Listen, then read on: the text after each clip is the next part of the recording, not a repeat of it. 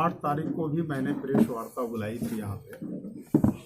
उस प्रेस वार्ता में हमने माननीय मुख्यमंत्री जी से टिकट कटने के सवाल पर पुनर्विचार की अपील किया था, लेकिन उन्होंने पुनर्विचार नहीं किया। ये मेरे लिए बड़ी अच्छा हुआ कि हम अपनी अंतरात्मा की आवाज़ मेरी बार बार हमें झकझोर रही थी, हमें कह रहे थी कि रमेश जी आप जहाँ खड़े हैं वहाँ आपके लिए ठीक नहीं है। तो हमने निर्णय लिया अपने तमाम समर्थकों से, तमाम शुभचिंतकों से, इस जिले के तमाम विधानसभा क्षेत्र में जो हमारे व्यक्तिगत शुभचिंतक थे, जो हमारे प्रति सहानुभूति रखते थे, उन तमाम लोगों को मैंने बुलाया और हमने इस निष्कर्ष पर पहुँचे कि आज के दौर में जो भाजपा की जो राजनीति है, आज हमारा देश जिस दौर से गुजर रहा है और माननीय मुख्यमंत्री श्री नीतीश कुमार जी का जिस ढंग से भाजपा के साथ गठबंधन है, आज के तारीख में पता भी नहीं चल रहा है कि भाजपा और जनता दल यू में कोई डिमार्केशन बचा है, कोई फर्क बचा है। पहले कुछ फर्क भी था, डॉक्यूमेंट्री फर्क भी था, लेकिन अब तो कोई फर्क नहीं है। बल्कि सबसे बेहतर तो ये होता कि माननीय नीतीश जी अपनी पार्टी को भाजपा में विलय कर लेते तो ज्यादा बेहतर होता, कोई डिफरेंस नहीं रह गया।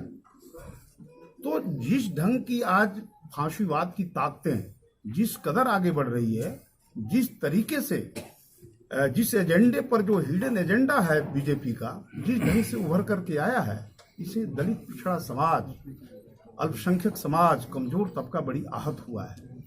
इन्हीं कारणों से हमें ये निर्णय लेना पड़ा कि अब बिहार में वक्त आ गया है और बिहार की जनता की पुकार भी है, ये मांग भी है कि बिहार से एनडीए को पराजित किया जाए और जो भी हराने वाली जो ताकतें हैं, कहीं महागठबंधन की ताकत है, कहीं जो स्वतंत्र ताकत है, उन ताकतों को मदद किया जाए।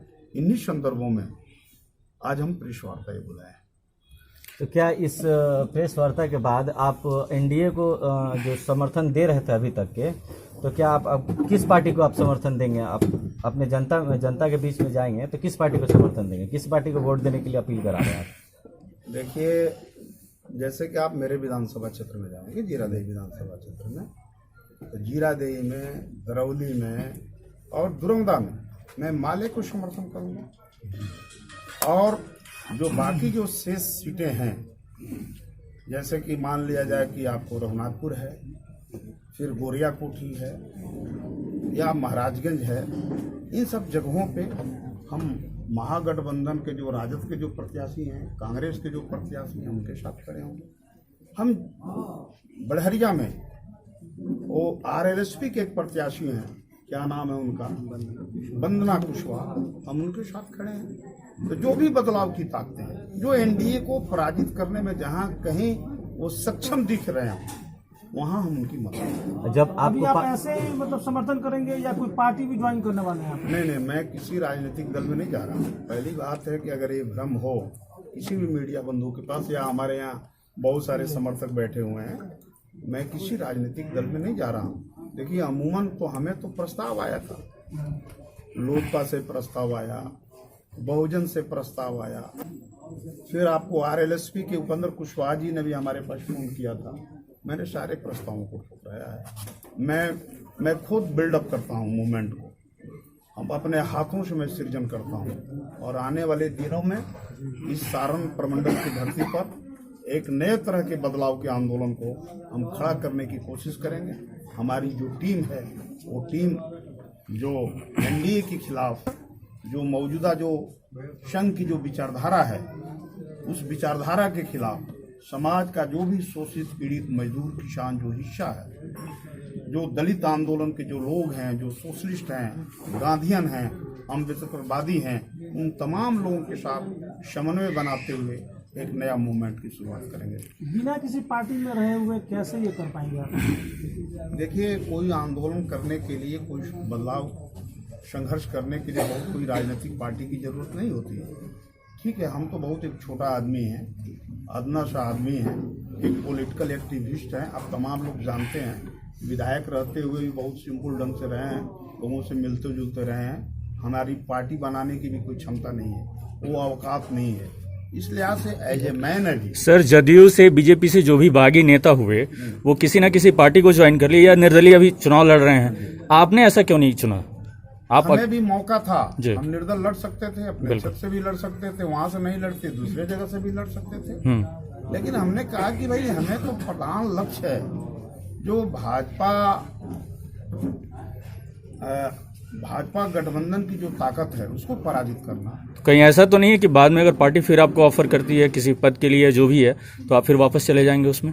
देखिए, पहली बात तो ये है कि हम तो पूरे राजनीतिक जीवन में भाजपा हमको मंत्री भी बना दे तो भाजपा तो ज्वाइन नहीं करेंगे, और जब तक ले माननीय मुख्यमंत्री जी बीजेपी के साथ रहेंगे मैं उनके साथ भी तो सर, आपको क्या लगता है कि बीजेपी की नीतियों के चलते कहीं ऐसा तो नहीं है कि जदयू के ऊपर वो हावी होकर आपके टिकट वो उन्होंने काट दिया, ऐसा आपको लगता है क्या? देखिए, ये बात बहुत बेहतर ढंग से, लेकिन मैंने अपने प्रेस नोट में इस बात का मैंने उल्लेख किया है जी। कि कुछ लंपट, कुछ अपराधी बैकग्राउंड के लोगों ने, धन कुबेरों ने और बगल के एक मंत्री महोदय हैं उनकी मिली भगत से एक साजिश किया गया। तो हम इसके लिए उन लोगों को भी धन्यवाद देते हैं। एक तो यानी आप जदयू को सर दोषी नहीं मानते हैं, बीजेपी को दोषी मानते हैं? बीजेपी का इसमें क्या, टिकट काटने के मामले में बीजेपी का कोई इंटरफेयर नहीं है। बीजेपी के लोग हमारा क्यों टिकट काटते नहीं, चूंकि आप बार बार ये बोल रहे हैं कि बीजेपी के हम इन संदर्भों में बोल रहे हैं जी कि भाई माननीय नीतीश कुमार जी बीजेपी के साथ खड़े, हम लोग तो महागठबंधन के बैनर तले चुनाव जीते थे। सर, आप ये कह रहे हैं कि बीजेपी अगर आप मंत्री भी ऑफर कर रहे हैं बिल्कुल, तो भी आप बीजेपी में नहीं जाएंगे? नहीं जा सकते हैं। ऐसा क्यों नहीं जा सकते? उसकी विचारधारा और हमारी विचारधारा में जमीन आसमान का फिर फर्क। 2.5 साल कैसे रह गए उनके विचारधारा हम के उनके साथ नहीं थे। हमको जीरादेई की जनता ने हमें सदन में भेजी थी और महागठबंधन से भेजी थी, इसलिए थे। लेकिन जदयू और बीजेपी एक साथ आए तब तो आपको नहीं, हम तो पहली बात है कि हम चुनाव किस बैनर से जीते? महागठबंधन के बैनर से जीते। महागठबंधन के लोगों ने जिताया, हमको भेजा सदन में, और अपने विधानसभा क्षेत्र में कभी भी बहुत बीजेपी के लोगों की तरफ से आक्षेप हुआ कि रमेश कुशवाहा तो भाई इन्हीं लोगों का काम करते हैं। यही हमारे ऊपर आरोप था, क्या मुस्लिम समाज का काम करना राजद हो जाना है? क्या दलित समाज के बीच जाकर के खाना खाना राजद हो जाना है? क्या अति पिछड़ों के बीच उठना बैठना राजद हो जाना है? अगर यही फॉर्मूला है तो आप मान लीजिए कि हम राजद हैं, हम भाकपा माले हैं। यानी आप राजद ज्वाइन करने वाले हैं? नहीं ज्वाइन कर सकते और माले भी ज्वाइन नहीं करने वाले हैं। तो फिर सवाल उसका नहीं है। हमारे ऊपर ये तमाम जो लंपट जो तत्व हैं, जो सिवान के जनता दल यू में हैं, जो अपने को माफिया डॉन बनने की कोशिश कर रहे हैं, उन ताकतों का आरोप था। और वो जो भाषा बोलते हैं, रमेश कुशवाहा वैसी भाषा नहीं बोलेगा। लेकिन आप तो पार्टी पॉलिटिक्स में फंस जा रहे वर्तमान में हैं ना? जिसको उतारा है सर, जदयू ने वर्तमान में जिसको चुनावी मैदान में उतारा है, उनके प्रति का कहना है कि आप जनता के बीच 5 साल नहीं रहे, इसलिए आपकी टिकट काट दी गई। ये तो जीरादेई की जनता बताएगी ना कि हम जनता के बीच में रहते हैं कि दिल्ली और पटना शहर करते हैं। हम खुद क्यों सफाई देंगे? हमारे क्षेत्र में बहुत सारे लोग बैठे हुए हैं। तो सर, आपको पार्टी पॉलिटिक्स में नहीं फंसना चाहिए था, आपको निर्दलीय लड़ना चाहिए था, तो फिर क्यों आपने निर्दलीय नहीं नहीं, तो लड़ा? हम तय करेंगे ना, हमारे समर्थकों तय करेंगे कि हम निर्दलीय लड़े हैं कि नहीं लड़े। चुनाव कोई लड़ना जरूरी है क्या? आप लोगों को पता है अम्बेडकर जी बहुत ज़्यादा चुनाव नहीं लड़ते थे, या बहुत सारे जो बड़े बड़े नेता हुए बहुत चुनाव नहीं लड़े, बहुत कम दिनों के लिए सदन में। हम तो एक बार सदन 5 वर्ष हमारा पूरा हो गया। टिकट नहीं मिला तभी तो सर। टिकट अगर नहीं मिला तो हम तो इसका स्वागत करते हैं। हमको बहुत गुस्सा नहीं है नीतीश जी पर कि हमारा टिकट क्यों काट दिया। लेकिन जीरादेई की जनता आप पर भरोसा अगर करती है, और आप जैसा कह रहे हैं कि आपके ऊपर जीरादेई की जनता भरोसा करती है, तो आपको लड़ना चाहिए था, आपको बताना चाहिए था पार्टी को। देखिए, ऐसा है, पहली बात है कि जीरादेई की जनता ने आज भी जीरादेई की जनता का हम पर भरोसा है। हमारा चरित्र कोई लंपट चरित्र नहीं रहा है जनता के बीच। समाज के हर तबके को लेकर चलने का चरित्र है। हमारे जाइएगा सवर्ण समाज में भी जाइएगा, हमारी कोई आलोचना नहीं। ठीक है सर, जदयू में आप रहेंगे कि रिजाइन कर रहे हैं? अभी रिजाइन करने की क्या बात है? हम विरोध तो कर रहे हैं। हम एनडीए को पराजित करने जा रहे हैं। एनडीए में रहकर अब अभी तक तो हैं, अभी तक एनडीए तो हैं। में एनडीए को पराजित कीजिएगा। बिल्कुल करेंगे। तो सर, जदयू कुछ अगर फिर से मैं पूछ रहा हूँ, पद अगर कोई ऑफर करती है तो क्या जाएंगे आप उसके साथ? नहीं, जब तक ले बीजेपी के साथ नीतीश जी रहेंगे हम तब तक आप नहीं जाएंगे। तो सर, फिर आगे आपकी रणनीति क्या होगी? क्या कोई चुनाव लड़ेंगे या कैसे क्या करेंगे? देखिए, चुनाव जीत जाने के लिए चुनाव बाद फिर हम अपने साथियों से विचार विमर्श करेंगे कि आगे क्या करना है, उस हिसाब से फिर अपनी रणनीति बनाएंगे। ऐसा तो नहीं कि आप अपना पार्टी बनाने का सोच रहे हैं? नहीं भाई, हमारी क्षमता क्या है यार, पार्टी बनाना आसान चीज है क्या? एनडीए के हराने के लिए आपका कौन कौन सा तरीका जो है आप नेक्स्ट में काम करने जा रहे हैं, ऐसा कुछ आपने प्लान किया है? देखिए, सोशल मीडिया शुरू हुआ है कि आज कल से हमारा अभियान शुरू हो रहा है। सबसे पहले मैं हथुआ जा रहा हूँ। हथुआ में आरजेडी के जो प्रत्याशी हैं राजेश कुशवाहा जी, उनके लिए मैं वहाँ चुनाव प्रचार वहाँ करूँगा।